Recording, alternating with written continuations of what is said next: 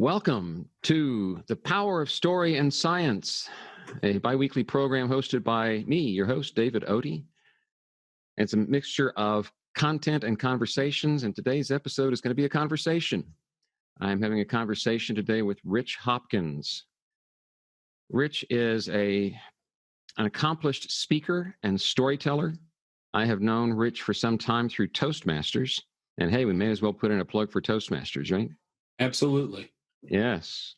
In fact, Rich, how many times have you been on the big stage at the finals of the World Championship of Public Speaking? At the finals twice, including a second runner-up appearance in 2006, so third in the world. Third in the world. Very impressive. Very impressive. That's further than I've gotten by a stage a couple of times. And you have recently done something else that's rather noteworthy in Toastmasters circles, and I'll let you decide if you want to talk about that. We're just going to open a conversation here and talk about the importance of story to any speaker, regardless of the nature of the topic. Even though, as you know, the theme of my podcast is primarily how scientists and engineers and people who give technical presentations can make their presentations more interesting, more memorable, and connect with their audience using story. And yet story is such a powerful tool regardless of whether your topic is technical or not. Would you agree? Absolutely. I mean, we've been learning with stories for generations upon generations. So knowing how to tell a story, being aware of the stories in your life so that when you share the content you have, if you're able to embed it within a story, it's going to be a lot more effective, a lot more interesting and entertaining. Being aware of the stories. I bet you have a big collection of stories. I do. Well, I'm old, so I've lived a long life. One of the things I tell my clients to do when I start working with them on their speech, particularly when they're not exactly sure what they're going to talk about, is I have them go back in their life and do a biography. I have them start as early as possible. What is your earliest memory? And then take themselves year by year. What are some of the significant events you can remember? And then as you jot those down, what stories can you remember? What details can you manage to mine out of your brain, out of those years and years ago, that you can then use in a speech? Because we learn things every year. We have different events happen to us every year, but until we remember them and write them down, we sometimes forget how applicable they could be to what it is we want to talk about. That's right. Do you keep a story file? Absolutely. Story files, especially now. When I say now, I mean, back in the beginning, you write everything down, put them on note cards. Now it's all email. You can just email yourself and save it on your email account, or you can create a file on your computer. Back it up. Whatever you do, back it up. That's right. But there's so many ways to cross-check them. And one of the nice things I find with stories is sometimes they can be applicable to different points. So you might have a different point depending on what it is you're talking about or who it is you're talking to on any given day. And so using a way to cross-check them is good as well. Keywords. Can you give me an example of a story that you've used to make two distinctly different points? Well, there's a time in my life where I used to ride my bike to go to the convenience store every week. I'd get my allowance, and I would have to ride down Dead Man's Hill, which dipped way down and then went way up. And I was never able to get up the other side. I could always go down to get about halfway up, and then I'd get stuck. Well, the story basically results in me doing my very best to finally get up the other side. But I go so fast going down in the first place, I hit a pebble just the wrong way and flip over my handlebars into rose bushes. Oh. And so that story can lend itself to a couple of different things. If I just want to talk about persistence, I can talk about that story. If I want to talk about what's important to me, I take that story a little bit further, which is when I was dragged out of the rose bushes, the first thing I said was, "Where's my candy?" Because I had just come back from the You were convenience just coming store. back. And then another point is about how perspective is important, because years later, decades later, when I went back to that hill, I was driving a large truck, and that hill seemed like nothing. The So hill it's had gotten all about smaller. perspective. It was That's all right. the erosion that had taken place in the meantime, I'm sure. No to make it doubt. Smaller. Well, here's a line you can use next time you tell that story. There's no road rash like rose rash. There you go. I like it. I like it. In my book on storytelling, I tell the story of when I was a disc jockey when I was about 20 years old. And because of the promotion that my radio station was doing with a circus that was traveling through town, one of the few circuses that still traveled with a big top, I got to go be a clown in the circus for one day. And I didn't know anything except go show up and introduce yourself to the head clown. So I was put in makeup and a wig and a costume and told, go in with these guys during the opening spec. That's the opening spectacular. That was the only part of the show I was actually in. But they marched me all around and took me into the center ring and then played this little joke on me that ended up with me falling literally flat on my face in the center ring of this circus in front of 2,000 people. So as I was compiling a story file some years ago, I did the following exercise, and you've probably done something like this too. I just sat down with the phrase, once upon a time, I, and thought, what came to mind? And I wrote down, once upon a time, I was a clown in a circus. And I didn't use that story for the longest time because I couldn't really see any point in it. It was somewhat amusing. But then with age and maturity, I came to realize that I was a shallow young man, very concerned with appearances. And what I wanted more than anything else was not to embarrass myself in front of 2,000 people. And I ended up going in, not having a clue what was expected of me, and literally falling on my face, which was the punchline of the joke. It's what the other two clowns I was with had set up. But it was something I was unprepared for and therefore more embarrassed by than able to find humorous. And so what I had to find that made that story worth telling was the desire. I had this strong desire, get in, get out, don't make a fool of yourself. And it collided spectacularly with the events that happened in the center ring of that circus. Right. And so since then I've learned from people you and I know through Toastmasters like Darren LaCroix and Craig Valentine about story models and about the importance of a desire running into an obstacle. Are there particular models that you use when you're thinking about how to structure a story? Honestly, no. I'm much more a shoot from the hip kind of guy.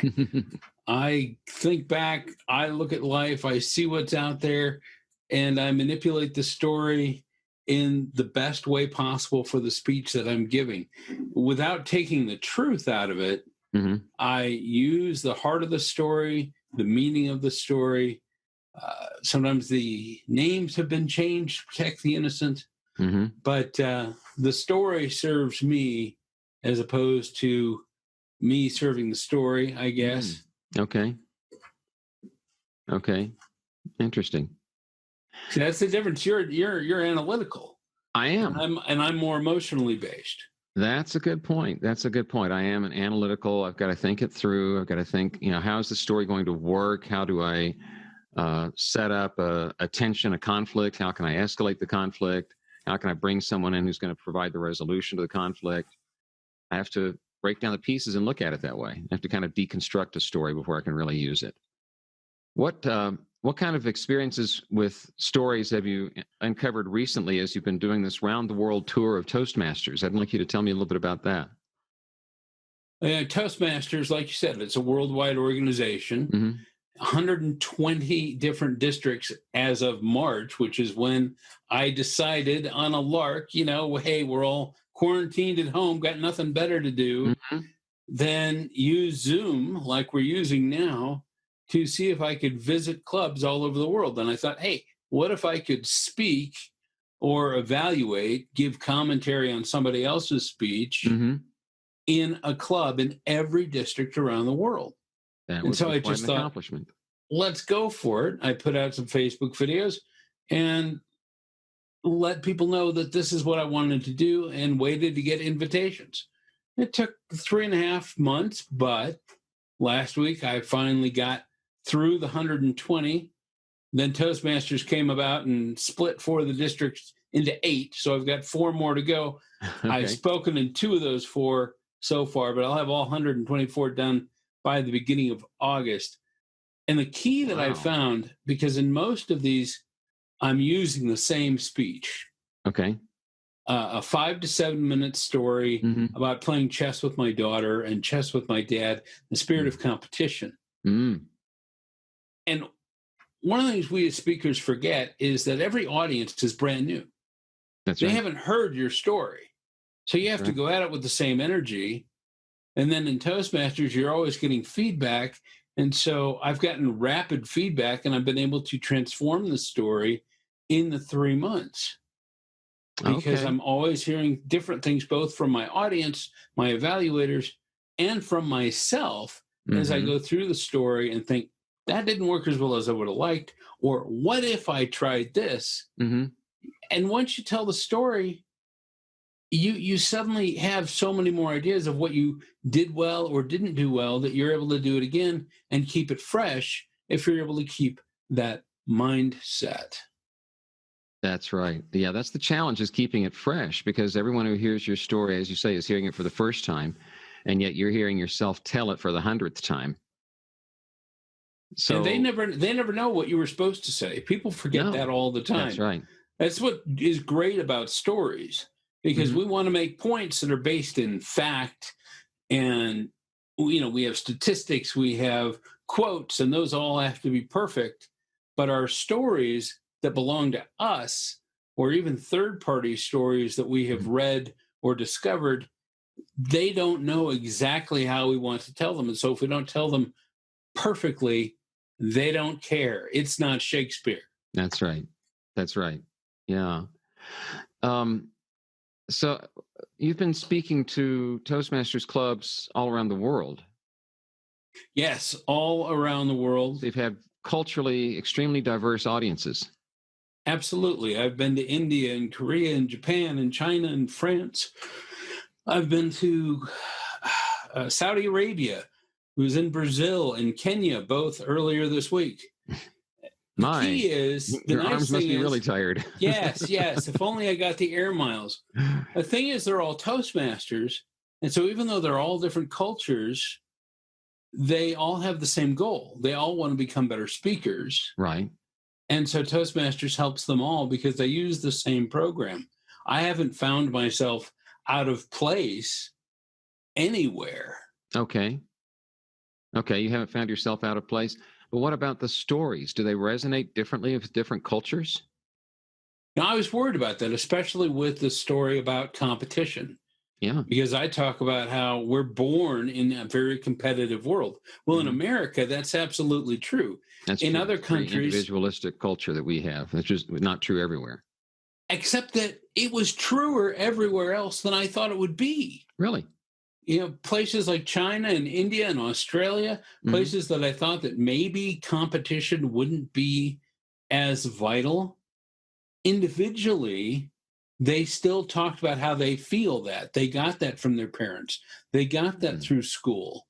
So we have to remember that some of these themes, most of these things we have in our stories from our lives, really do resonate because we're all human.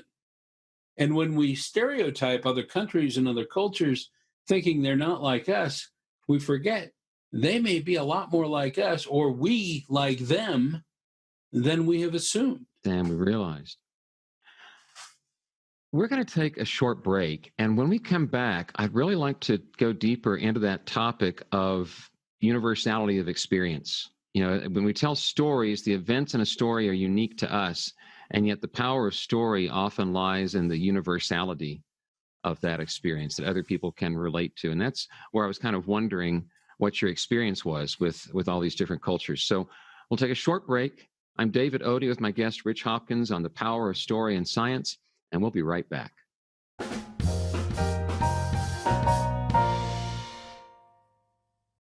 You are a knowledgeable expert, and you want your expertise to make a difference to your audience, but you can't see them and gauge their reactions. Therefore, you need new tools for engaging that unseen audience. Hi, I'm David Odie, offering you a way to pick up those tools. In my new self-paced online course, you will discover 3 ways to improve your story, 1 fascinating tool for hooking your audience's attention, and 8 details in your physical environment that will set you apart from other virtual presenters. Today's technical presentations are going virtual, and that means you can reach a wider audience as long as you understand how to serve that audience. So join me for the online course, Own the Virtual Stage. Confidently connect with an unseen audience. Just go to ownthevirtualstage.com for details.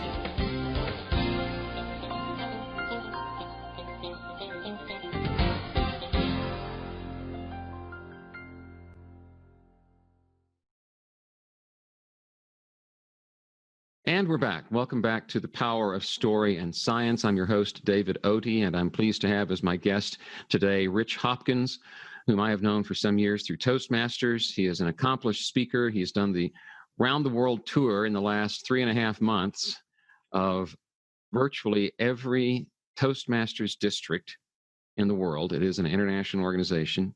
You said there were, when you started this effort in March, there were 120 districts. Now, because of some realignment, there's 124. And as of the time we're recording this, you're only missing 2, and you've got those scheduled. Absolutely. Right? That's correct. Wow. That's fascinating. Are you aware of other people who have accomplished that? Was this just something your mountain you set out to climb? I would assume our CEO, Dan Rex, has spoken in every district, but I have not tried to be the first or the only. I've just tried to do it and inspire other people to get out there on Zoom and go out and find other clubs to speak at as well. I know we've had at least one person who's visited all 50 states in the United States, and other people who have tried to hit all the continents with the exception of Antarctica. So people are being inspired, or so I've been told. And so it has inspired you in some way, I'm sure. What's the best thing you've gotten out of speaking to 122 different Toastmasters districts? Just that feeling of community, of universality. Universality.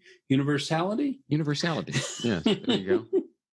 And that people around the world are much more similar than we are dissimilar.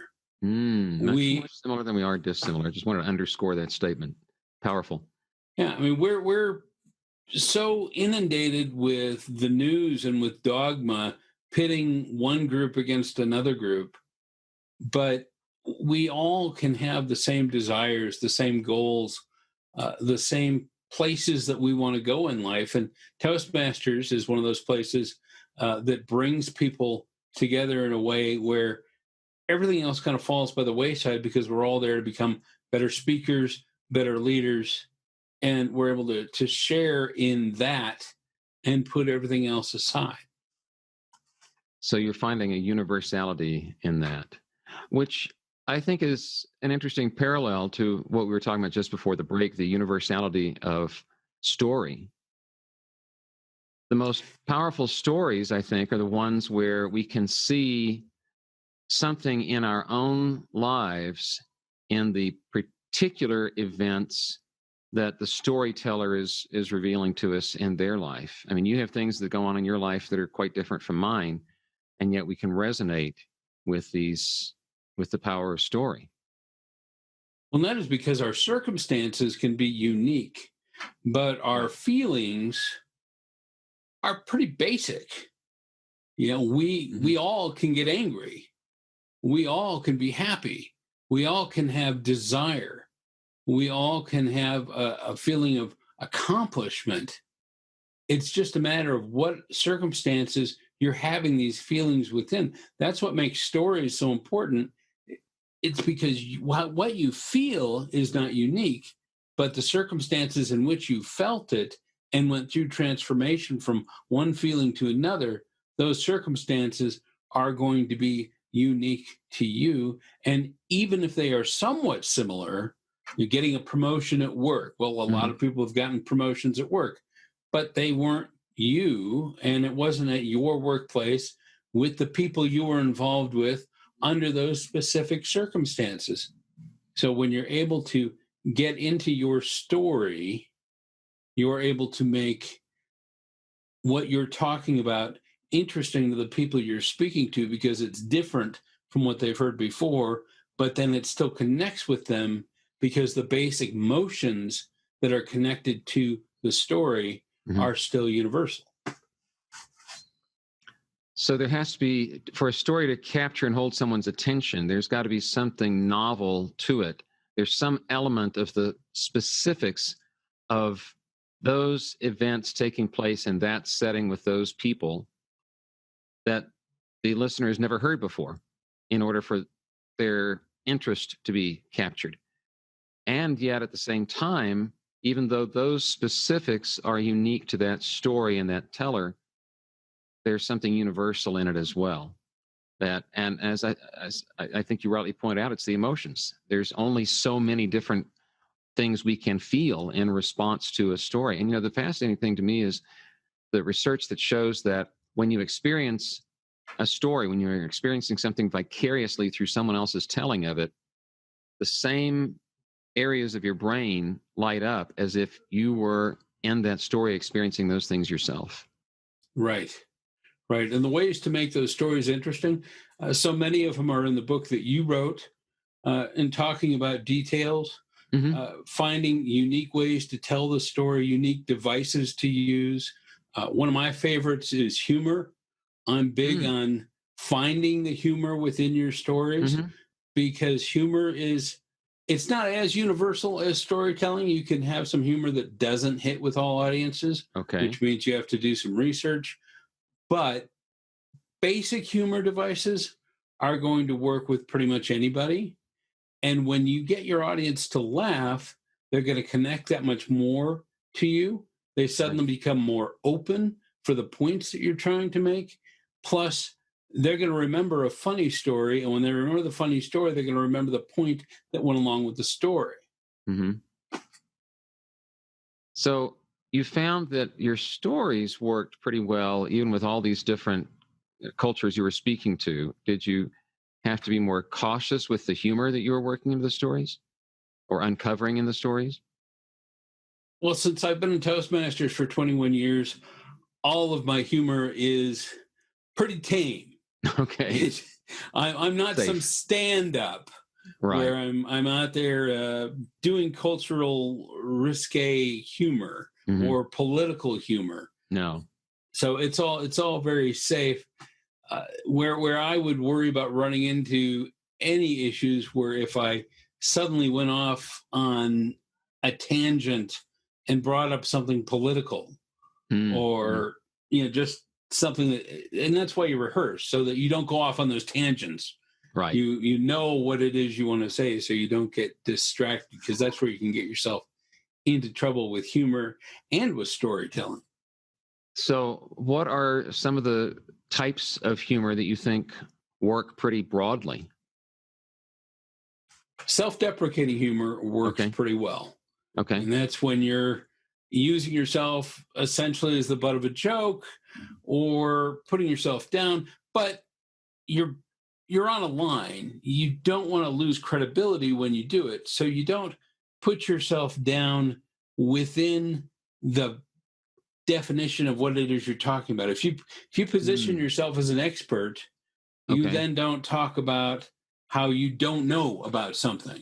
Now, you might talk about how you didn't know something 20 years ago, but now you know. So you can be the butt of a joke 20 years ago, but not yesterday. So self-deprecation is big. Schadenfreude is big. Like it or not, we laugh when bad things happen to people. Now, hopefully those bad things are also happening to us, or they're happening in a very generic sense. We aren't pointing somebody specific out. It may be something that we remember from school. We don't name a name. We talk about our math teacher. Mm-hmm. And that way we are bringing up situations and not individuals. So being able to laugh when, somebody trips and falls and hurts themselves goes all the way back to the Three Stooges. Well, I'm sure it goes back several millennia before Generations before that. You think Socrates laughed when his students fell down the Greek steps? I imagine so. that could be. I've not studied much from that time period, but I would imagine that our response to things that startle us is pretty much the same. I mean, you see someone fall down the steps, and there's a moment when you're thinking, "Oh no, is that person hurt?" And then when you see them get up at the bottom of the steps and act like, "I planned that," then you laugh. And I bet we've been doing that since at least Socrates' time. Right. Well, and that's the very formula: tragedy plus time equals humor. Yes. Sometimes the time is shorter than others. I wonder how long it'll be before we're laughing about this time that we're living in now. Well, thanks to social media, there seems to be no limit of time because people have been laughing about it since the very beginning. Well, that's true. Whether they've been appropriately laughing at it, yes, that's a whole nother podcast. That's true. It is a whole nother podcast. Is there a story you're dying to share with us to wrap up? Well, one of the stories that I probably don't tell enough, and I'll tell this because it's important that we tell our own story. And sometimes we get a little bit hesitant to tell our own story. And for me, it revolves around the disability I was born with. The fact that I was never able to walk right, that it took 10 operations before I was 10 years old to be able to walk reliably at all. And I still walked with a limp. And that my doctor told me that by the time I was 40, I was going to be in a wheelchair. Oh. I, of course, ignored my doctor because I'm immortal and invincible and got outside sales jobs and played basketball and pretty much worked what little I had left in my left leg to death until I got up one morning and couldn't walk anymore. Oh. So I talk about that situation and dealing with not being able to walk and having to go to a doctor and finding out that the best option for me was to let go of the leg that I had worked hard in my mind to keep, even if I didn't follow doctor's orders. And of course, your own body part is incredibly valuable to you. I would think so. But it was holding me back. And I had to let it go. I had to be willing to let it go in order to win. And so it moves into a couple of different places. I talk about upgrading to a super deluxe robot leg. I talk about the fact that sometimes you need to lose in order to win. And that can be important even in a corporate sense in terms of maybe we need to lose this employee or this department or this initiative. Or this product line. And it also underscores everything I talk about, which is the whole win anyway approach.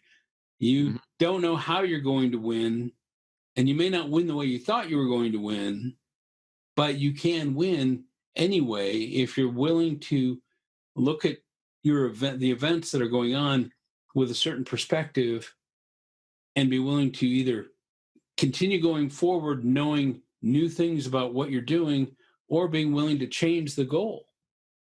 There are a lot of different aspects, but it all started in that story, that part of my life.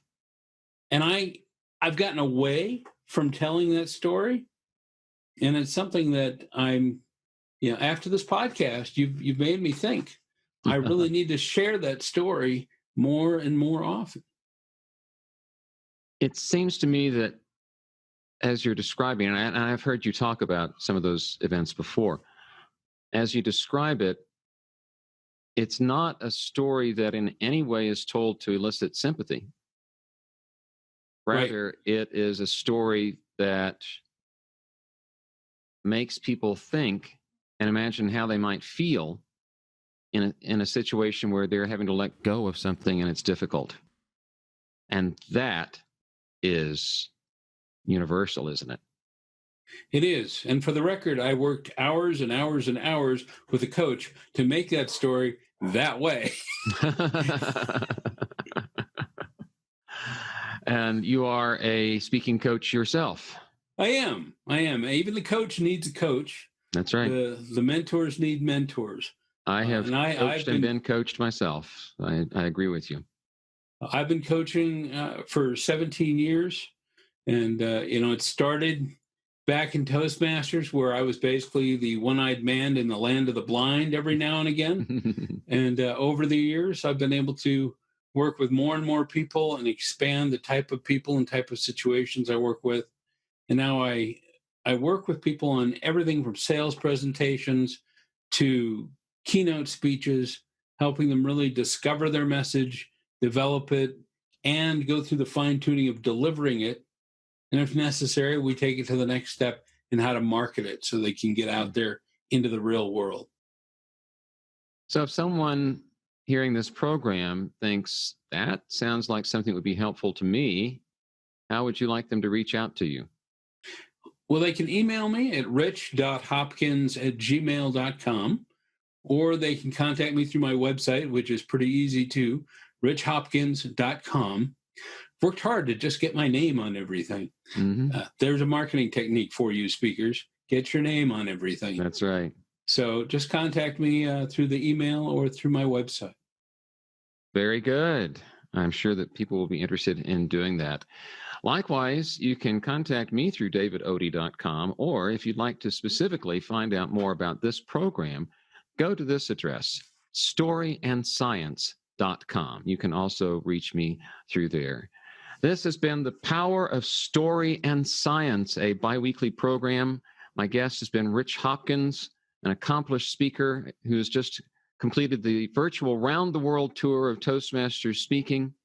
I appreciate you sitting down in one place long enough to be able to talk to me, Rich. I know your schedule has been pretty strange lately when you've been up in the middle of the night talking to people on the other side of the globe. So I hope this was a little bit easier for you than some of that. Hey, 5 o'clock our time. That's perfect. And it's not even AM. No, that's right. Thank you for listening to The Power of Story and Science. I'm David Odie.